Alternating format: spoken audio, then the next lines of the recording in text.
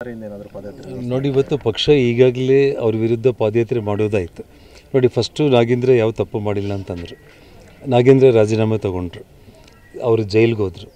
ಇವತ್ತು ಸನ್ಮಾನ್ಯ ಸಿದ್ದರಾಮಯ್ಯನವರು ಕೂಡ ನಾವು ಯಾವ ತಪ್ಪು ಮಾಡಿಲ್ಲ ಅಂತಂದರು. ಆಮೇಲೆ ನಮ್ಮ ಶ್ರೀಮತಿ ಸೈಟ್ ತೊಗೊಂಡ್ರು ಅಂತಂದರು.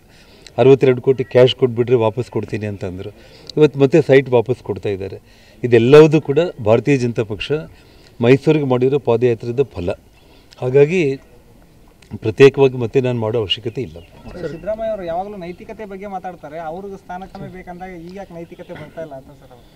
ನೋಡಿ, ಇವತ್ತು ಹಬ್ಬದ ದಿನ, ಸೊ ನಾನು ಹೆಚ್ಚಾಗಿ ಸ್ವಲ್ಪ ಒರಟಾಗಿ ಭಾಷೆನ ಉಪಯೋಗಿಸೋದು ಕೂಡ ನನಗೆ ಕಷ್ಟ ಆಗುತ್ತೆ. ಅವರಿಗೆ ಭಾಳ ಸುಲಭ ಸಿದ್ದರಾಮಯ್ಯ ಅವರಿಗೆ.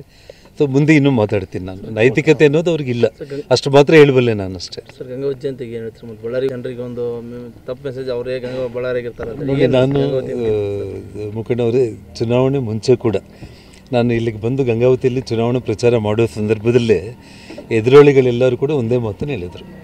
ಇವರಿಗೆ ಬಳ್ಳಾರಿಗೆ ಪರ್ಮಿಷನ್ ಬಂದುಬಿಟ್ರೆ ಬಳ್ಳಾರಿಗೆ ಹೋಗ್ಬಿಡ್ತಾರೆ, ಗಂಗಾವತಿ ಜನರನ್ನು ಕೈ ಬಿಟ್ಬಿಡ್ತಾರೆ ಅಂತೇಳಿ ಹೇಳ್ತಾಯಿದ್ರು. ನಾನು ಅವತ್ತು ಚುನಾವಣಾ ಪ್ರಚಾರದಲ್ಲಿ ಹೇಳಿದ್ದೀನಿ, ಇವತ್ತು ಹೇಳ್ತಾ ಇದ್ದೀನಿ. ನನಗೆ ನನ್ನ ಜನ್ಮಸ್ಥಳ ಬಳ್ಳಾರಿ, ಆದರೆ ನನಗೆ ರಾಜಕೀಯ ಪುನರ್ಜನ್ಮ ಕೊಟ್ಟಿರುವಂಥದ್ದು ಗಂಗಾವತಿ.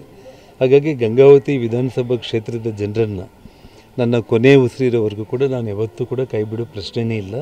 ಒಂದು, ನನ್ನ ಇಡೀ ಕುಟುಂಬ ಬೆಂಗಳೂರಲ್ಲಿತ್ತು ಇಷ್ಟೆಲ್ಲ ವರ್ಷಗಳು. ಸೊ ಹಾಗಾಗಿ ಗಂಗಾವತಿಯಿಂದ ನಾನು ಬೆಂಗಳೂರಿಗೆ ಹೋಗಿ ಬರಬೇಕಾಗ್ತಾಯಿತ್ತು. ಇವತ್ತು ನನಗೆ ಬಳ್ಳಾರಿಯಿಂದ ಕೇವಲ ಒಂದು 3/4 ಗಂಟೆ ಪ್ರಯಾಣ ನನಗೆ. ಅಂದರೆ ಬೆಳಿಗ್ಗೆ ನಾನು ಒಂದು ಫೋನ್ ಕಾಲ್ ಬಂತು ಅಂತಂದರೆ, ಆ ಫೋನ್ ಕಾಲು ಅವ್ರು ಫೋನ್ ಇಟ್ಟು ಅವ್ರ ಮನೆಯಿಂದ ಹೊರಗಡೆ ಇಲ್ಲಿ ಗಂಗಾವತಿಯಲ್ಲಿ ನನ್ನ ಕಚೇರಿಗೆ ಬರೋದ್ರೊಳಗಡೆ ನಾನು ಬಳ್ಳಾರಿಯಿಂದ ಬಂದಿರ್ತೀನಿ. ಹಾಗಾಗಿ ಜನರಿಗೆ ಇನ್ನೂ ಹತ್ತಿರ ಆಗಿದ್ದೀನಿ. ನಾನು ಯಾವತ್ತೂ ಕೈ ಬಿಡೋ ಪ್ರಶ್ನೆನೇ ಬರಲ್ಲ ಸರ್. Thank you.